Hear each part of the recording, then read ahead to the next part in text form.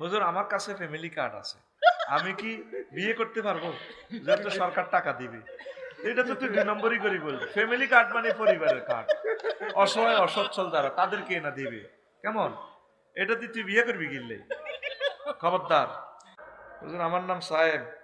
আমি পরে মাইয়ার নামও লিখছে, ভালোবাসি, সেও আমাকে ভালোবাসে।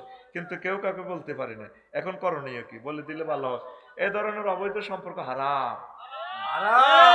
কোন অবস্থায় এটা করা যাবে না ভাই।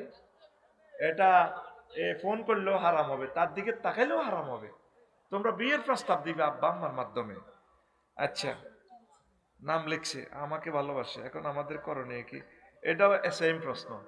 নাম বলবো না, তোমরা নাম দিছো কেন? এগুলো অনলাইনে চলে যাবে।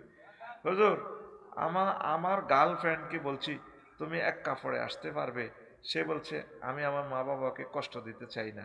এখন যদি তারা না বুঝে তার মেয়ে কোথায় ভালো থাকবে, তাহলে আমি চলে আসব তোমার কাছে, তোমাকে ছাড়া আমি থাকতে পারবো না। তো প্রশ্ন কিটা কি রে? এগুলা তো অবৈধ কথা। তো কি জানতে চাইলি? এগুলো তো জায়েজ হবে না ভাই।